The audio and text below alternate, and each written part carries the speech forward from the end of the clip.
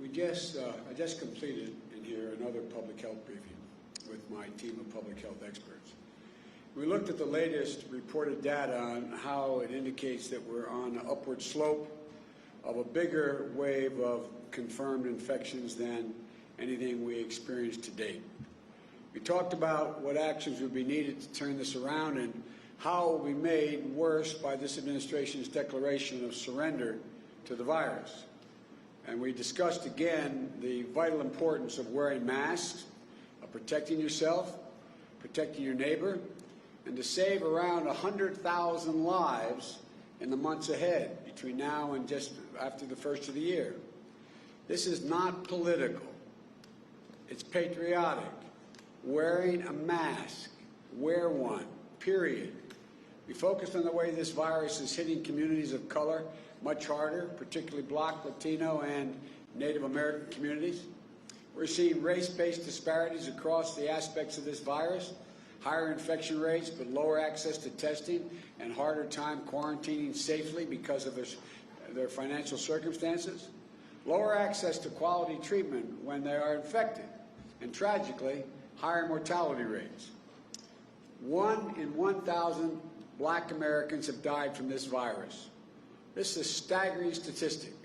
And 57% of Black adults, 46% of Latino adults know someone who has died or been hospitalized from this disease. Folks, we've lost more than 220,000 lives of this virus already. But this administration has just given up. Over the weekend, the White House Chief of Staff, Mark Meadows, went on television and admitted that they've waved the white flag and declared surrender. He said, quote, "We're not going to control the pandemic," end of quote. The American people deserve so much better than this. Just look at what happened last night in Omaha after the Trump rally ended.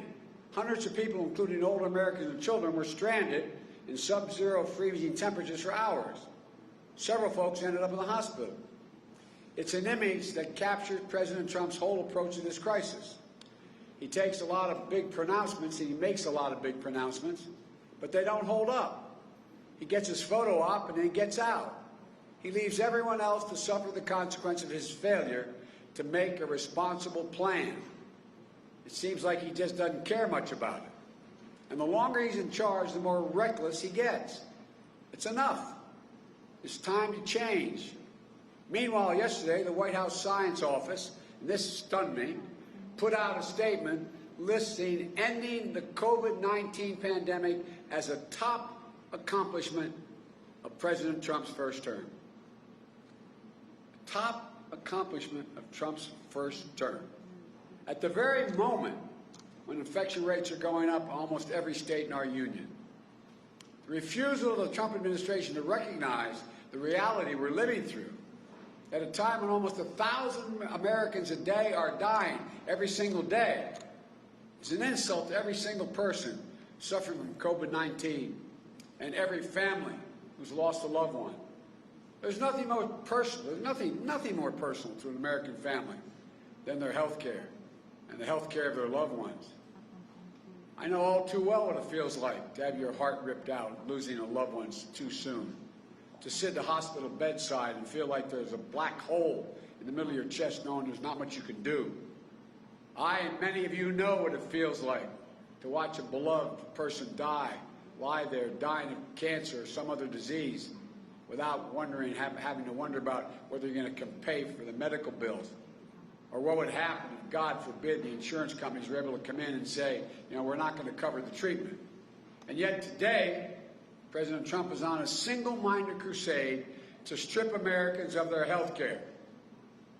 That would only create another enormous crisis in the public health system. In 2 short weeks, exactly 1 week after the election, the Trump administration will make its case asking the Supreme Court to strike down the Affordable Care Act, quote, in its entirety. In its entirety. Let me say that again.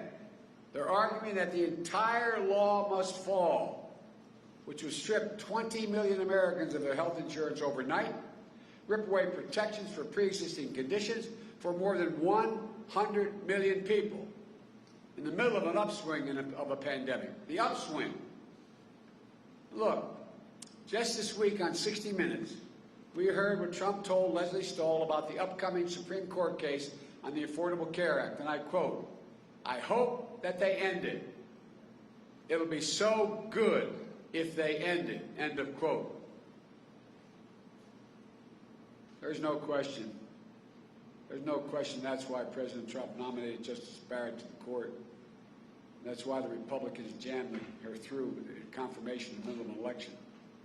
Republicans have tried and tried and tried since the Affordable Care Act was passed to overturn it, and every single time they failed. President Trump has tried everything he can on his own to sabotage the law. So now, through what I've characterized as a craven abuse of political power, they've added to the court a justice who criticized Chief Justice Roberts' previous decision to uphold the Affordable Care Act in hopes that they can destroy the Affordable Care Act once and for all through the courts, no matter how many Americans they hurt in the process. So let's remember exactly what's at stake in this election. If you have diabetes, asthma, cancer, or even complications from COVID-19, you're going to lose the protection this law provides. Insurers will once more be able to jack up your premiums or deny your coverage. Women could again be charged more for their health care just because they're women. And children will no longer be able to stay in their parents' insurance policies until age 26. On top of all that, overturning the ACA could mean that people have to pay to get COVID-19 vaccine once it's available. That's right. That's right. The law that says insurers are required to cover vaccines for free is the Affordable Care Act. And he's striking that down, attempting to. Unlike Donald Trump, I believe health care isn't a privilege. It's a right that everyone have access to. This country can't afford 4 more years of a president who thinks he's only responsible for the well-being of the people who voted for him. We can't afford 4 more years of a president who, instead of fighting the virus, attacks doctors. I can't get over this guy. He attacked doctors claiming they're over-reporting COVID cases because they want to make more money. Doctors are over-reporting cases because they want to make money. You know, our doctors and nurses and our frontline healthcare workers are putting themselves at enormous risk every day. More than 1,000 of them have already died in an attempt to beat back this pandemic and save lives. They deserve to be treated with respect by their president. We can't afford 4 more years of a president who'd rather spend his time desperately trying to strip people of their health care than even once bother to put forward a health care plan on his own. We can't afford 4 more years of Donald Trump. The good news is we have a chance to turn this around by voting. We have 6 more days left in this election. The American people have it in their hands to put this country in a vastly different path. This is my commitment to you. I will protect and build on the Affordable Care Act so that you can keep your private insurance or choose a Medicare-like option. You can make it stronger. I'm going to make it stronger with your help to lower premiums and deductibles and out-of-pocket expenses.